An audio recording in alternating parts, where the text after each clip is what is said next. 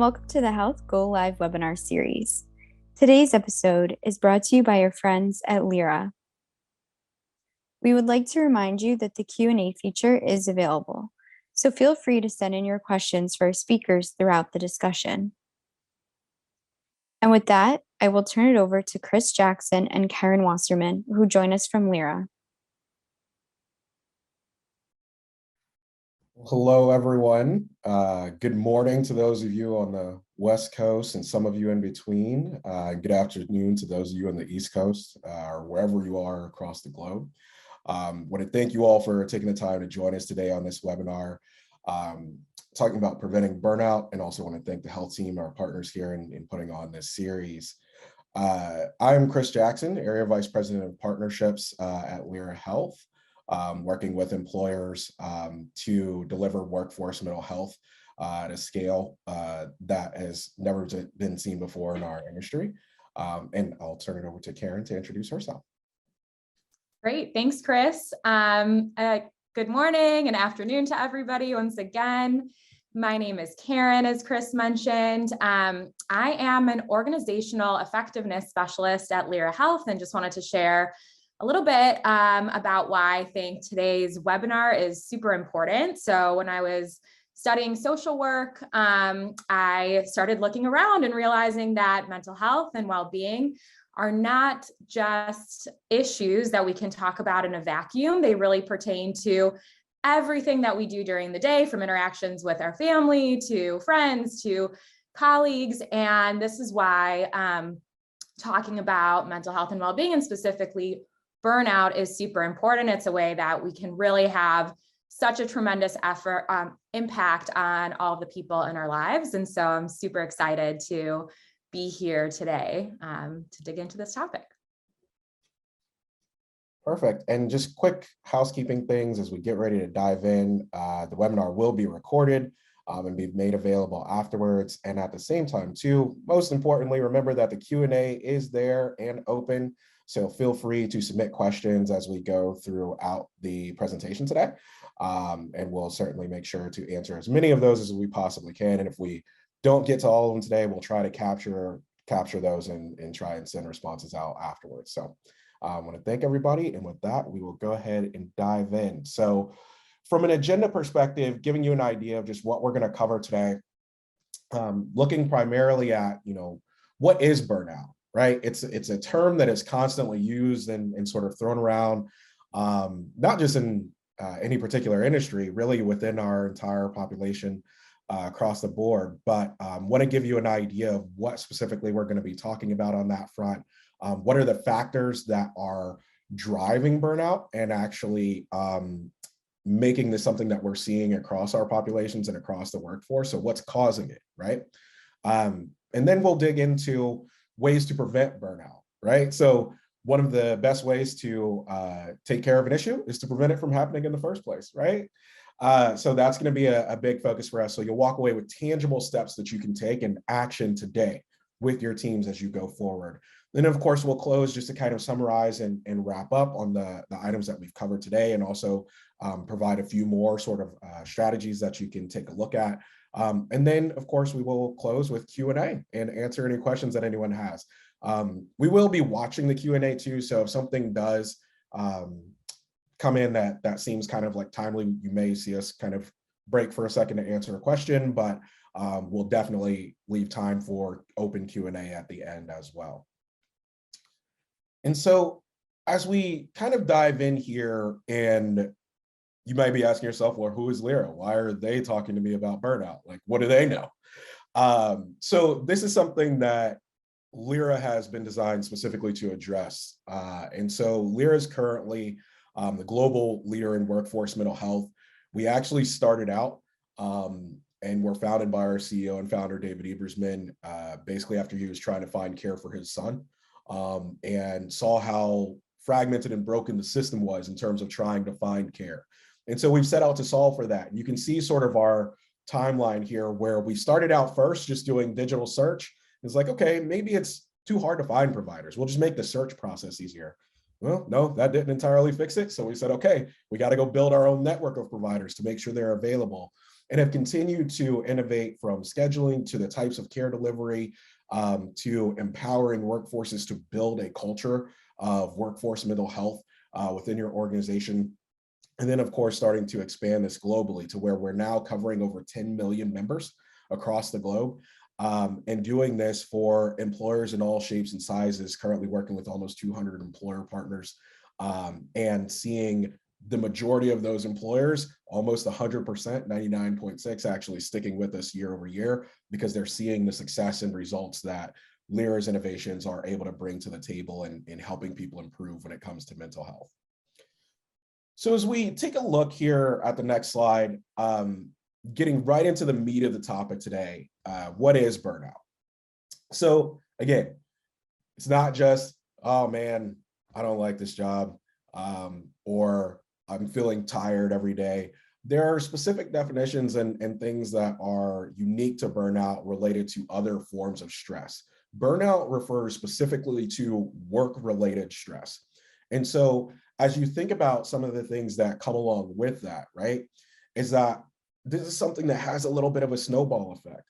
And when we talk about mental health, burnout does fall on, if you're going like left to right, say the far left end, mild end of the spectrum as it relates to mental health. However, it is an issue that, if not addressed, may continue into more serious issues such as depression or anxiety or other things like that we see as mental health conditions that present themselves in the workplace. And oftentimes it starts presenting itself as burnout. And so when you think about this from an employer perspective, there are a number of reasons why this is something that needs to be addressed. And when you think about your employees specifically, there are actionable steps that you can take to ensure that this isn't something that starts as a small issue for an employee and then grows into something much larger, because it can ultimately start to change their overall perceptions of not only their workplace, but their employer, their peers. It can really permeate through everything that they do as it relates to work.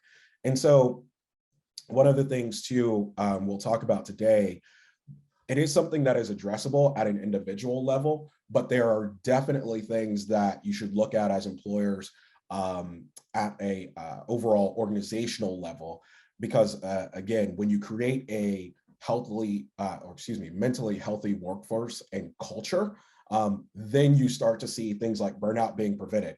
You even start to see other conditions, more serious mental health conditions. You actually start to see a lower prevalence of those as well. So these are some of the things that will give you kind of tip of the iceberg as we talk about it today and go into a little bit more detail. But the next sort of piece here, as we think about, okay, what are the causes, right?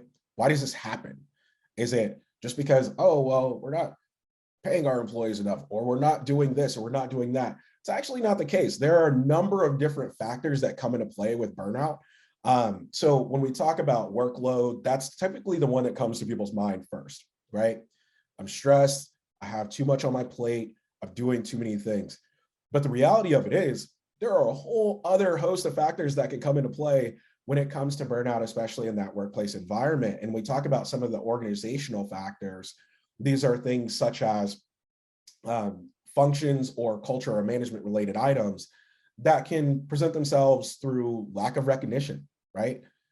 I may be doing a job, I may not have gotten more put on my plate, but I've been doing really good at the stuff I've been doing. I want to be recognized for that. And that lack of recognition can lead people to feeling disenfranchised or not having a sense of satisfaction with their work overall. Other things like role ambiguity and role conflict. When you think about some of the organizational and structural components, people want to know the purpose for what they're doing, right? They want to have an understanding of, okay, I'm doing this, this is the impact it's making, and also this is where it can take me. And these sort of things are more of the items that people oftentimes overlook, because they're not something that's like one-to-one, okay, I have to do something with this person. It's more cultural, it's more organizational, things that may be missing in your overall processes that, again, very easy to overlook. So if these are things where you're looking at this and like, light bulb's kind of going off a bit, don't feel bad about it, because these are things we've kind of come to find out over the years and really studying burnout and workplace mental health overall. The other piece of this too, as we kind of delve deeper into it, is that there are things at an individual level that definitely contribute to burnout. And so these are more personality sort of things or lifestyle sort of issues that can come into play. We talked about the person that's doing the job and wants to know where they're going, but they feel like they're doing a good job. But the extreme of that is perfectionism, right? Where you have to get everything perfect because you want to get to whatever goal it may be. And so now you are, as an individual, creating additional stress for yourself, right? And as an employer, and as you think about your workforce and the tools you have at your disposal, it's important to leverage the managers that you have there to identify these sorts of things, or be able to have these kinds of conversations with individuals. So again, kind of tying back to the cultural aspects. The other thing too, one that is personally one of my favorites, the self-care side of things, where people will say self-care. Self-care, as much as we all like to think, does not mean retail therapy. It doesn't just mean going to the spa. It means actually being mindful of yourself and how you're feeling and doing the things you need to do to make sure that you are in a good state of being, right? Going outside, making sure that you're not only thinking about work, taking PTO when you need it. When you take PTO, actually taking PTO, turning the cell phone off, not checking email. Like, these are self-care habits that people oftentimes have, especially in the workplace that we're the workplace that we are in this country. And what is oftentimes rewarded or recognized or highlighted is the person who's constantly working. You think about even entrepreneurial aspects, right? The person who was grinding 12 hours a day, 14 hours a day in the wee hours of the morning. That's who we strive to be. And the reality is we've come to find out that that is very unhealthy, right? In a number of ways. And it can lead to things like burnout across individuals within a workplace. And as we've talked about previously, that can then spread to teams within a workplace and ultimately builds a culture within a workplace where you start to see people being burnt out, which can be really hard to come back from, right? One other aspect of this that I want to talk about is one that is probably the most overlooked in terms of how employers can move the needle, right?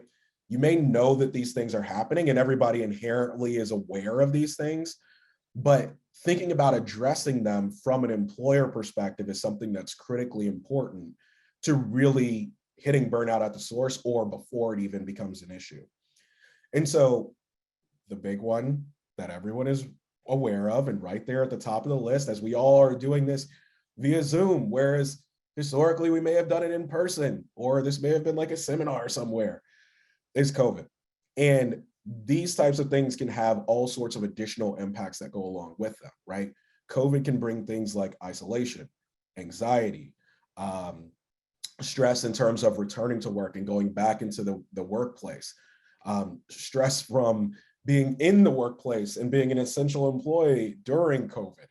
And so as we think about, especially with the rises that we've seen for, excuse me, for health systems, as well as retail organizations, this is something that we hear from a lot of our employers, where we are seeing this additional stress that just by the nature of the work that they do, not necessarily the workload, not necessarily anything to do with like the operational side of it from a work standpoint, but just being in that sort of market and that kind of exposure is something that can add additional stress.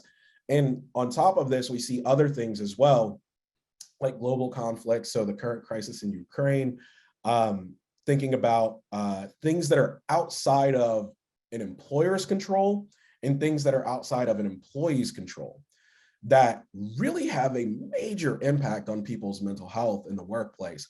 The retention side of things, as we talk about the Great Resignation or things like this, there are people who have anxiety on all sides of that, right? So from an employer perspective, you're worrying about people leaving. That causes stress on you as hiring managers. As hiring managers, you're worried about hiring more people, right? And be dealing with the competitive workplace and workforce that we're in today. As an individual, it's like, okay, should I stay here? Should I go? right? And you're starting to look around and see these other things that are, again, external to you as an individual, but have an impact on your mental well-being and how you're looking at the world and how you're viewing things. And so just going through all of these different things, we want to kind of set the stage to say, burnout does not just mean, okay, we need to cut back hours for people, or we need to, add like half-day Fridays or things like that. Those things can help, don't get me wrong. I personally would welcome the half-day Friday, but it is something where you have to look at all of these different factors and aspects to really be able to address burnout at the source. Because again, if you're not actually taking into account all of these factors, then you're going to leave something missed, and then you're going to be sitting there wondering, as many employers are. So again, you're not alone in this. Why are our employees still feeling like they're burnt out? We cut back hours, we did this, we did that. Why are they still feeling this way? The reality of it is there are a lot of other factors that come into play here that can cause burnout. And so we'll talk about some ways to help prevent these sort of things across the workforce as we go forward. Great. Thank you, Chris. Yeah. So to start digging into what you can do within your organizations to prevent burnout, we have 5 key management strategies. And as Chris was saying, some strategies are really targeted at what you can do from that organizational level. And right now, what I'm going to talk about is what you can do from a management level and a team level, so that you can start seeing those changes directly on your various teams, whether you're on a leadership team or you're managing, a group of people working in a finance department, or wherever you are within your organization, you're more than likely working on a team. So hopefully these give you some ideas around what you can do to really keep your group of people well and work to prevent burnout in your workplace. So we can start with the first one. Listen intentionally and inclusively.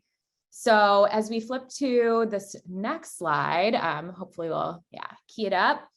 So Chris and I were actually talking about, different healthcare settings and chatting about one story in particular that I found really interesting, which was that, nurses before rounds and doctors before rounds were actually taking the time to do well-being check-ins before starting their day. And this is so incredibly important to really listen intentionally, and not only to talk about what's going on at work, but also hear how people are doing in their lives, so that they are able to bring themselves to work, so that you know how to respond and support your team members. And so this is about both that well-being side of making sure you're understanding how people are doing. It's also about people's need to feel heard and understood. And so if you've ever been in a meeting where you really felt like you had something important to say, but then didn't have that opportunity to contribute or feel that you could be a full contributor, you start feeling disconnected and detached from work and thinking, well, maybe your contributions really aren't so valuable, and maybe your organization doesn't really appreciate what you're able to bring to the table. And so when we talk about this principle, I really encourage you to think about how you are able to connect with the other people on your team, with your colleagues, to support them really feeling like you're valuing them and you're recognizing who they are and what they can contribute. So we'll move on to the next management strategy here, and that's to model good self-care and set work boundaries. And Chris already did an amazing job talking about the PTO thing, which is like, yep, take PTO, model that for your team members. Model that for your colleagues, like when you're offline, be offline. And the importance here is that it's easy to forget the influence that we have on each other. And so what we're constantly doing is giving each other permission around how to behave at work. And so I want you to remember that when you take time away from the office, you are giving your team members and even your colleagues permission to do the same. And so if you can think about this as being a responsibility that you have to your organization and as an essential part of your role to ensure that you're keeping people well, that you're encouraging them to take care of themselves so that they have that ability to be sustainable in their roles, in their careers, and prevent burnout from affecting your team and your organization. And so we'll talk about the next strategy here, which is to proactively offer flexibility. And this principle stuck out to me. I remember early on in my career, I was an analyst, and I was tasked with a project where I had to oversee a really complicated review process and make sure that a lot of documents got reviewed by a client. And I was busy executing the tasks, and the project was falling behind schedule. And I remember sitting in a meeting with my senior manager at the time, and my senior manager just simply saying to me, well, Karen, do you think you could combine some steps? Do you think you could remove some steps to make this process a little bit more efficient and still get the quality outcome that you need? And I was shook by this suggestion. I was like, remove steps? What do you mean? And so I offer this as an example because sometimes when your employees are so in the weeds, it's hard for them to know what to ask for. It's hard for them to know how, like, what parts of the project or what parts of work actually have some flexibility. And so as a team leader, as a leader within your organization, looking for those opportunities and actually proactively offering them to people might seem a little bit counterintuitive, especially when you're surrounded by subject matter experts in the field, people who really know their work best, but just trying to be the eyes and looking at opportunities to help people make their lives a little bit easier at work is really a wonderful thing to do. And that can also apply that, of course, to employee schedules, making sure that people have the personal flexibility that they need to attend to their personal life too, in order for them to come to work feeling energized and able to give their best. So we'll move on and we'll talk about workload. I love talking about workload. I think this is such an important one and one that people are often afraid to really dig into and address. But I can't see the audience behind the screen here, but I want to ask you the question, which is, how many of you have ever been on a project that was forecasted to take a certain amount of time, but then actually was like woefully under scope or over scoped in terms of time and really ended up taking like 4 times as long? If anyone has been part of like a kitchen renovation or any sort of home renovation project, that like timelines always shift. Things always end up taking way longer than we anticipate in the beginning. Like we all think really big and then have to kind of dial it back in and figure out, like, is the workload truly matching capacity? And so when we talk about workload, and even meeting hygiene, it's knowing that, you may start with some really amazing ideas, and there's no shame in recognizing that you need to consistently reevaluate to make sure that what you anticipated in the beginning is actually playing out. And so just thinking about how you can, have those set time points throughout the calendar year where you're taking a look at your employees' workloads and figuring out whether what you assigned in the beginning is really matching what they are able to implement in a way that is sustainable for them.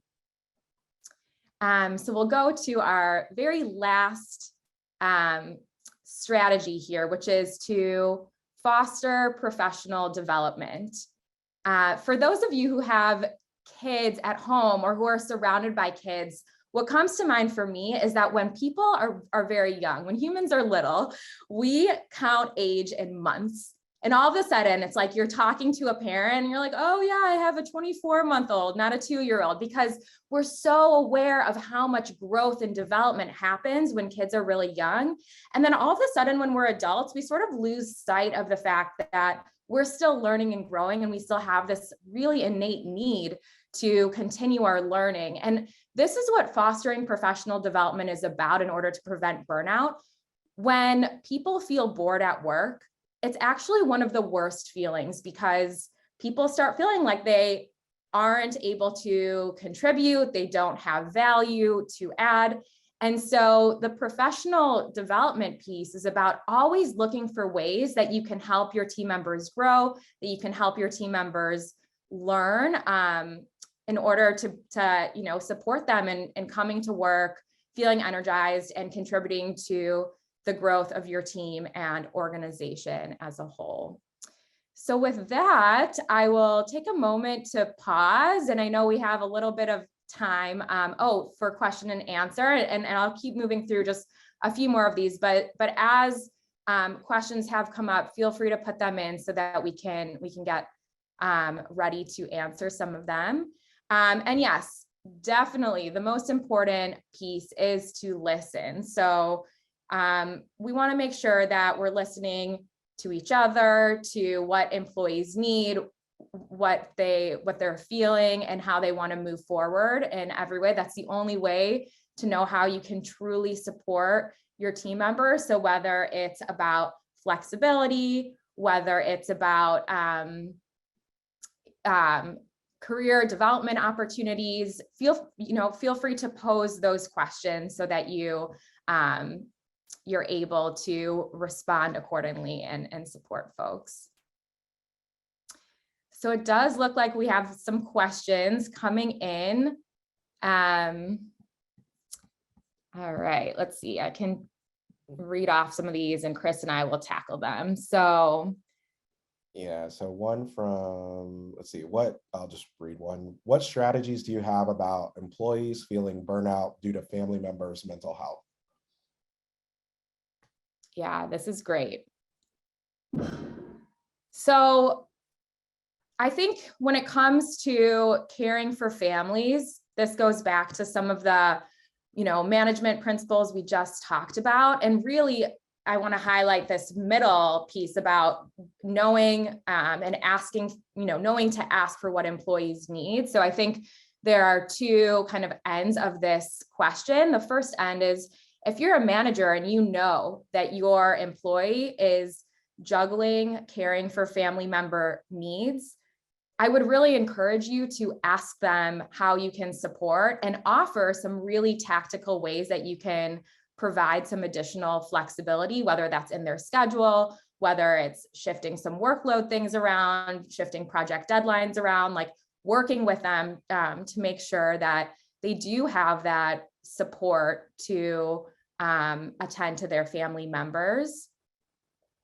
The other side of this is, if you're an employee and you're dealing with this behind the scenes, how do you approach your manager and your team to ask for what you need? And I think this part is really tricky because, there's going to be a range of comfort disclosing really what's going on at home. But I think at the end of the day, sharing that you're caring for your family member's health and that you need some additional flexibility is going to be really important. So you have a line of communication with your manager, and so the people on your team can support you. And Chris, I'm curious if you have anything you would add on to that answer. Yeah, I mean, it really, your point around, talking to the team and what's available to you is critically important. And as, the benefits team or managers within an organization, one of the things that we've heard from a lot of employers, similar to how we've grown a lot of our strategies too, is when we hear things, it's like, okay, how do we address this one time? But then how do we let the population know that we have the ability to address this, right? And so oftentimes, you have your communication strategy for benefits, whether that's a mental health solution, whether that's resources, whatever the case may be, and you kind of roll that out. But then when you start getting things where you do kind of have to pause and like dig deeper to find a solution for it, try to proactively then address that with the rest of the population and not just have it be like the one-off sort of case. Is something that we've seen work well for a lot of employers that we work with. So definitely all great strategies that you guys can implement today. Let me see. Assuming a manager or leadership group chooses to address burnout with these 5 keys, how do you promote accountability and maintenance of change within a team and larger organization? I'll chime in there briefly and then turn it over to you, Karen. I think one of the things that, and again, Karen's the expert, I'm just anecdotal in terms of what I've seen from other employers that's worked well. One of the things that we've seen, I mean, the rounds piece that we talked about was one that came from an employer. So it was from some health systems that we were talking to. Is actually a webinar that we're doing on a different topic, and they brought this up. And so what happens is when you incorporate these sort of activities into your operational practices, that then creates the accountability for them.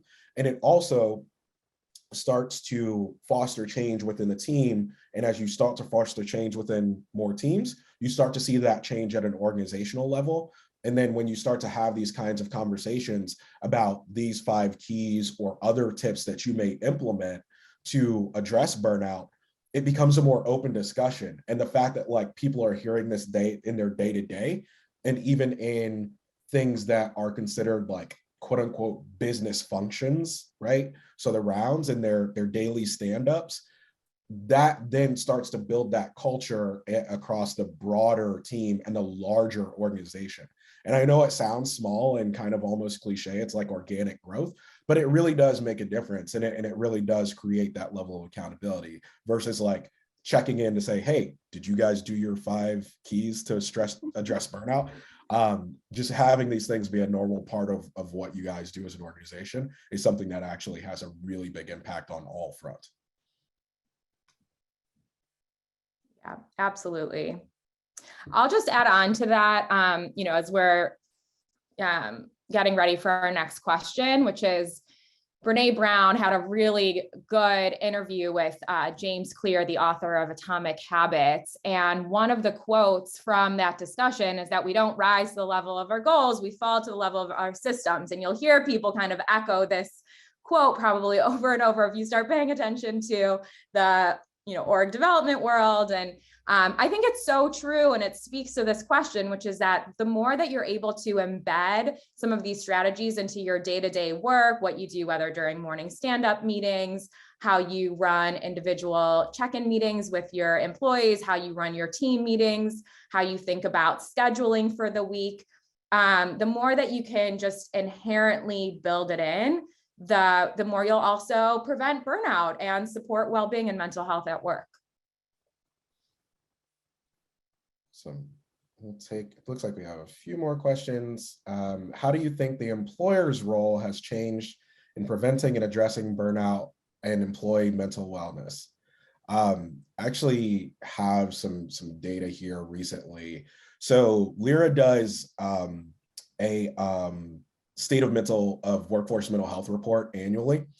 And looking at that over the past couple of years, what we are starting to see is that it is now becoming an expectation with employees that the employer is responsible for providing workforce mental health in some form or fashion and solutions to address burnout or more severe mental health concerns. And so there's actually one particular question that was part of the study where over 90% of job seekers said that they were looking for employers with quality mental health benefits. And so this is something where, because of the things we've talked about today, in addition to just an overall like benefits perspective, the employer really is seen as, hey, this is on you. We expect this from you. The same way people expect, medical, dental, vision, those kinds of things, they're now expecting mental health as well. And it's one thing that, previously people may have had like an EAP and it was kind of an afterthought. And oftentimes maybe it was included with their health plan or something like that. And what we're starting to see and why Lyra is seeing the momentum that we're seeing is that that sort of thinking or methodology or approach is one that doesn't meet the needs of the population today. So when we talk about most importantly, listen, as employers continue to do employee surveys, as we continue to survey populations, we're starting to see these same sorts of things come to fruition in terms of what employees are actually demanding and looking for. So that's one of the things that I've seen even over like the course of the pandemic, a significant uptick in terms of what employees' expectations are versus, you know, what employers are offering in many cases. And Karen, I don't know if you had anything that you wanted to add on that one. Yeah, I think you covered that one pretty well. So I'll let us move on to the next one. Cool. Let's see. What do you do if your employer or manager does the opposite of all of these recommended things? They are a workaholic, etc. I'll let you say that one, Karen. Sounds good. Ugh, the worst. I'll start with that. That's the worst. And it totally happens. So I do want to validate that. You know, whether it's happening intentionally or unintentionally, like there are just practices that result in burnout in the workplace, and it's really hard to manage. And I think when it comes to dealing with, you know, situations where it's the opposite, really thinking about what's within your own control and boundary setting around what you're willing to respond to, and remembering that when it comes to things like taking your PTO, looking at what flexibility, you know, exists within the workplace itself. Like, how are you responding to what your team and manager and employer is doing? And one sort of metaphor that I have in my mind is sometimes folks are in kind of like toxic workplace environments, and it's very real. Like you're in kind of like a fish tank with muddy water. So what can you do to put up filters so that you're keeping yourself well within the context of a situation that could very well lead to burnout? Yeah, no, well spoken. And I think too, it's also like acknowledging it, right? Like that's the other piece of this. And as you have a manager who exhibits those traits, or the opposite of the things that we're looking for here, it is important to acknowledge those in like a tactful way. And it's something that I'll speak from experience, candidly. Everything that Karen said, like, have you been the person that's done this? I was raising my hand. You guys couldn't see it, but mentally. But this one too, as my experience as a manager, I actually had an employee who spoke to me and said, like, we all know how you work. And, you know, you're the guy who never turns the phone off, is on vacation on the beach with the phone in his hand, like, isn't this beautiful? Yep, looks great. And so I had an employee who actually like had a conversation with me and said, you know, they brought up the fact that, like, even though you may say, take your PTO, do whatever the case may be, people still follow those actions and they mirror the actions that you have in that respect. And once they kind of said that to me, it was like, you know what, you're right. And it's like, you inherently know these things as a leader typically, but it's different when you hear it from someone who's on your team, right? And they're saying like, no, we all work this way because you work this way. And then you kind of take a step back like, oh, okay, now maybe we need to change some things here.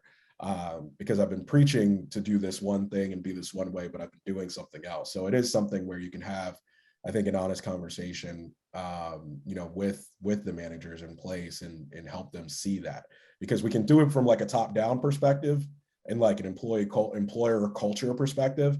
But oftentimes it's even more powerful and sees more movement of the needle, so to speak, when it comes from the actual employees themselves.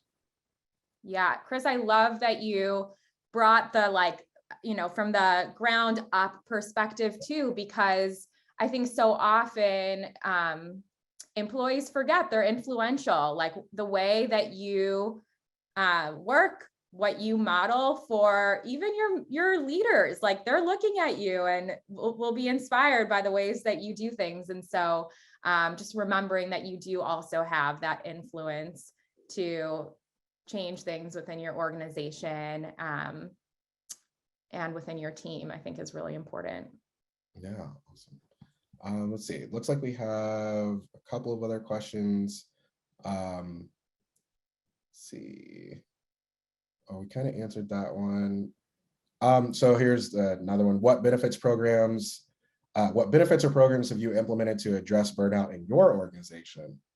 Well, surprise, surprise, the mental health organization has things that we've implemented.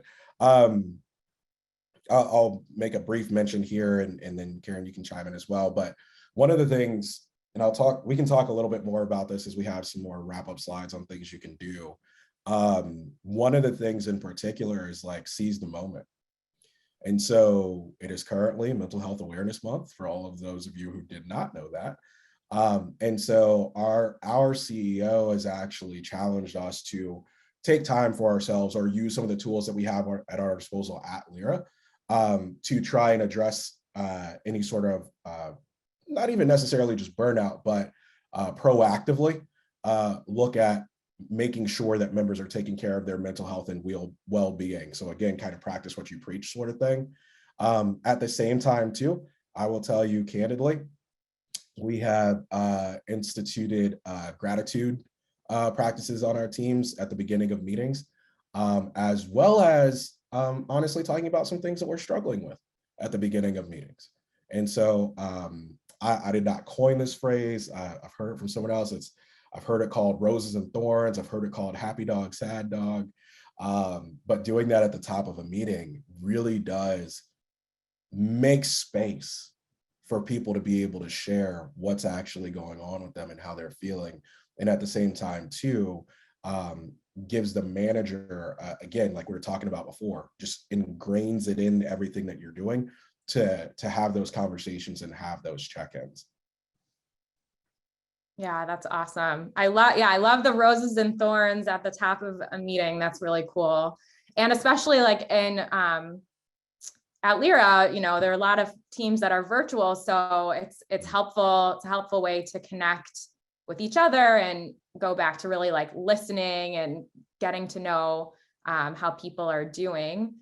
Something else that our team started doing is like a win of the week every Friday, and it's both like a personal win of the week and also, things that the team can celebrate. And I found that's another really nice way to get a sense of what's going on. I know like a colleague was like, oh, I just bought a kiddie pool for my daughter who's, she's, I think like 8 or 9 months old. And people were just so excited to see pictures and hear how they're doing. So I think there's certainly though like that kind of example. And then, I think the really incredible, like other piece of this is during check-in meetings. I know with my leadership team, there are a lot of conversations about like career development, which I've found really helpful in talking about like what that is going to look like for the future. And I've deeply appreciated that. And it's made me feel seen and supported throughout. And so those are just a couple more examples that come to mind as far as, kind of tools and strategies. And then of course at Lyra, there's an amazing mental health benefit, and have to give that shout out as we're talking about benefits and programs, and knowing that there is like easy access to mental health has been really a wonderful thing. Yeah, and this is actually a good segue to one of the other questions that we just got. Your last point in terms of feeling seen. The gist of the question is, how can you navigate equity issues in the space? An example is someone who may be pregnant or can get pregnant, or even those who can't get pregnant, might see it as unfair treatment in terms of people receiving extra support. And so as we look at different communities, period, right? This is something that you have to really take into account within a workplace overall. And so making sure that people have spaces where they feel safe or supported, and making sure that those are available, whether they choose to be a part of them or not. So oftentimes it'll be employee resource groups, Some people may not, some organizations don't go as far as having like structured employee resource groups. They may do other things that are similar, or create like mental health champions programs, where people can talk to one another, or have peer support sort of programs. These are all things that can help ensure equity across these types of support systems within an organization, and as you're addressing burnout. And remember, the thing here is to try and do this in a way that is proactive rather than reactive. You should, of course, be responsive to what you're hearing from employees and what they're feeling and what they're telling you they want in order to move forward. But at the same time, too, if you put the measures in place that are taking care of this before it's an issue, or putting measures in place such as these types of support systems, you can then ensure that members will feel supported, or that they don't reach a point of burnout if something, if an issue does arise, or other sort of concerns come into play. I think we actually have it on like a later sort of wrap up slide too.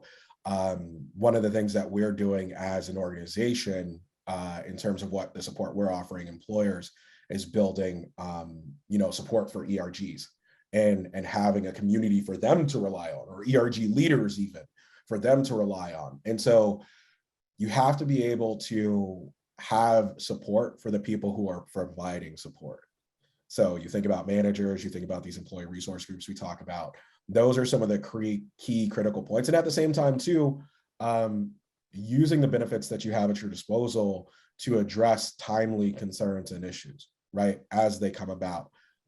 We talked about those external factors. This falls into that bucket, right?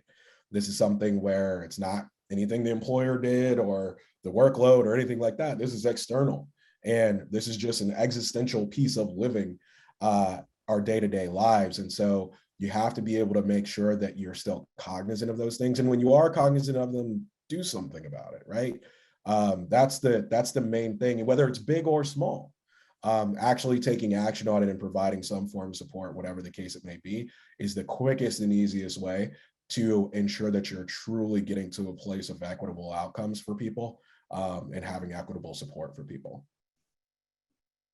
Yeah, I totally agree with everything you've said about both the equitable outcomes and support and the employee resource groups. And I think the important thing to remember is that every single person at work has a slightly different situation. So whether you are pregnant, you're trying to get pregnant, you are a different, identify as a different gender, you're not, doesn't apply to you whatsoever. The important thing is just making sure that whatever your situation is, you're feeling like you're getting the support that you need, and that you are, in some cases, advocating for the support that you need, because the organization may not know. I think there are a lot of different religious backgrounds, a lot of different holidays, and sometimes those holidays aren't on people's radars. And so this comes up in a lot of different forms. And I think the key piece here is really communicating it, and making sure that you can ask for what you need to get that support, and not necessarily looking at it as a one-for-one, but like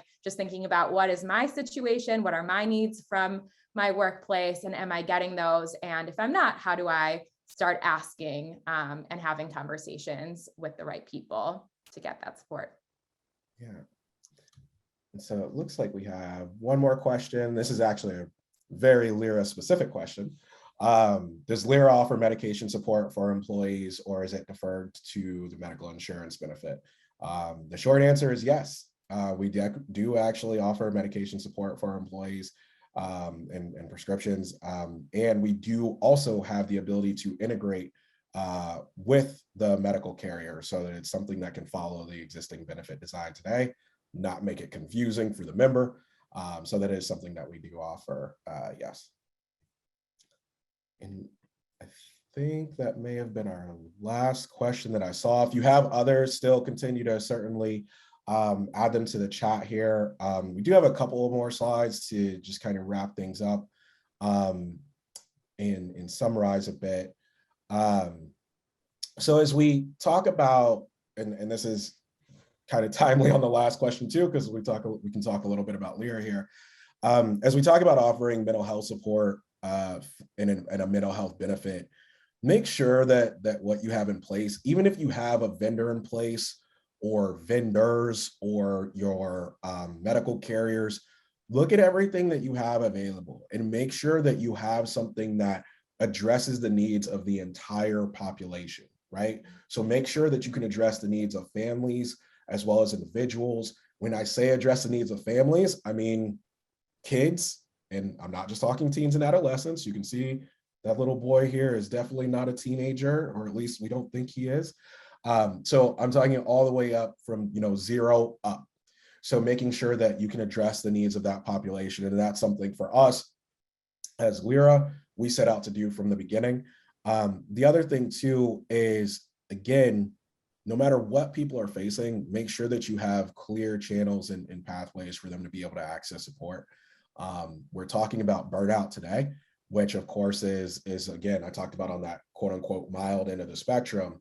But as people have more severe needs, make sure that you have something that's going to be able to service the needs of that population, even if they're needing to get into inpatient care. Because actually, while it's it's obviously the highest level of severity as it relates to mental health, it's actually probably the most difficult part of the mental health system to navigate across the board. And so, for example, we've instituted a solution whereby we actually call facilities on a member's behalf to see if they have open beds available and take a lot of that legwork off of them so they don't have that pressure in trying to navigate something that they really have no idea about. Because who has knowledge of inpatient facilities and mental health just in their back pocket? That I don't think the average person does that.